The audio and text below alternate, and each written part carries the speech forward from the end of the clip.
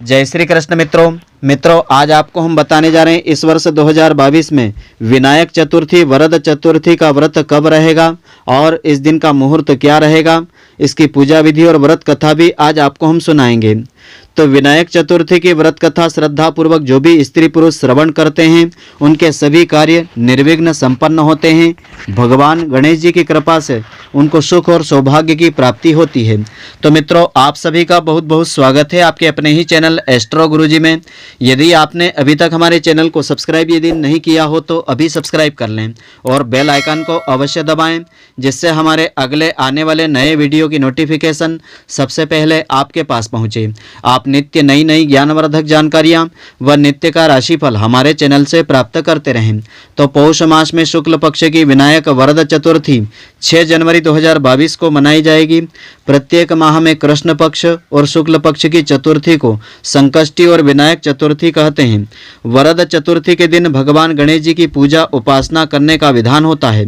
भगवान गणेश जी को चतुर्थी तिथि का अधिष्ठात्रा देवता माना जाता है तथा ज्योतिष शास्त्र के अनुसार इसी दिन भगवान गणेश जी का अवतरण हुआ था। इसी कारण चतुर्थी तिथि भगवान गणेश जी को अत्यंत प्रिय तिथि रही है। तो विघ्नहर्ता भगवान गणेश जी समस्त दुख संकटों का हरण करने वाले हैं।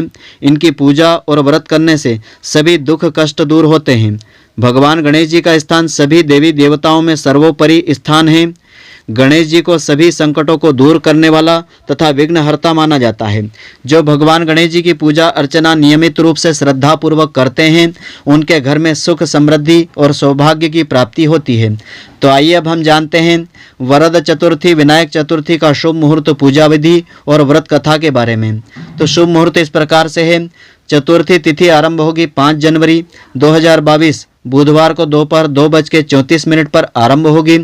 चतुर्थी तिथि की तिथि की समाप्ति होगी 6 जनवरी 2022 गुरुवार को दोपहर 12:29 पर समाप्त होगी। तो उदयात तिथि के कारण 6 जनवरी 2022 गुरुवार को ही यह व्रत रहेगा। 6 जनवरी 2022 गुरुवार को प्रातःकाल 11:15 से दोपहर 12:29 तक का समय पूजा का सर्वश्रेष्ठ समय रहेगा। तो वरद विनायक चतुर्थी की पौराणिक व्रत कथा इस प्रकार से है। इस कथा को इस दिन श्रद्धा पूर्वक श्रवण करने से इस व्रत का संपूर्ण फल प्राप्त होता है। सभी कार्य निर्विघ्न संपन्न होते हैं। भगवान गणेश जी की कृपा से जीवन में अपार सफलता मिलती है। कथा के अनुसार एक बार भगवान शिव और माता पार्वती जी नर्मदा नदी के किनारे बैठे हुए थे।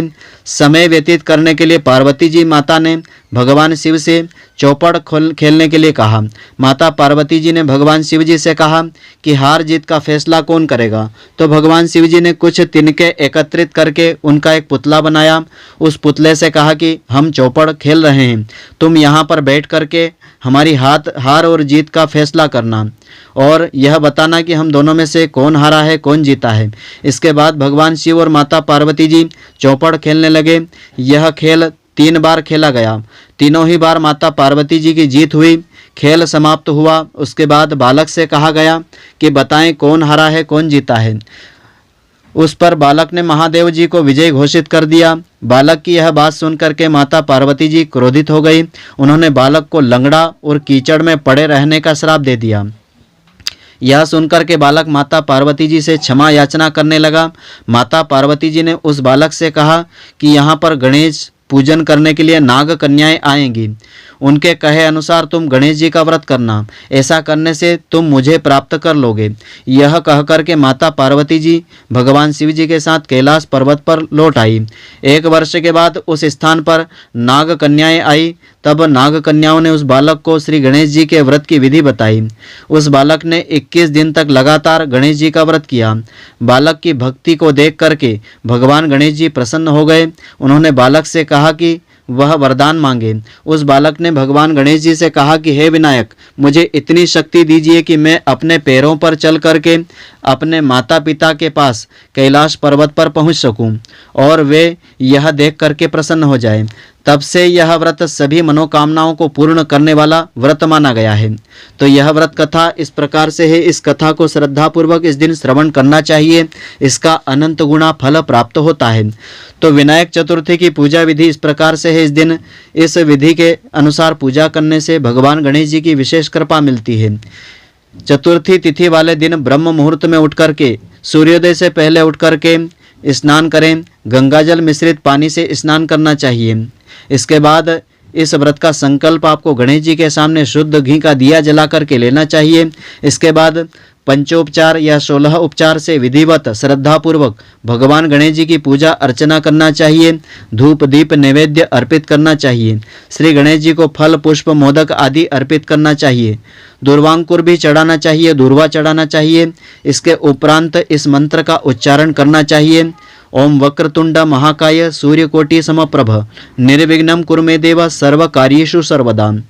यदि आप उपवास रखना चाहते हैं तो इस दिन फलाहार लेकर के व्रत आप कर सकते हैं और सायंकाल के समय भी भगवान गणेश जी की श्रद्धापूर्वक पूजा आराधना करें, आरती करें। आरती के उपरांत आप व्रती यदि हैं तो उसका उद्यापन भी कर सकते हैं। यदि उद्यापन करना चाहते हैं तो इस दिन आपका उद्यापन भी हो सकता है। तो इस प्रकार से पूजा आराधना करने से भगवान गणेश जी की कृपा से आपके सभी कार्य निर्विघ्न संपन्न होंगे, सुख सौभाग्य की प्राप्ति होगी।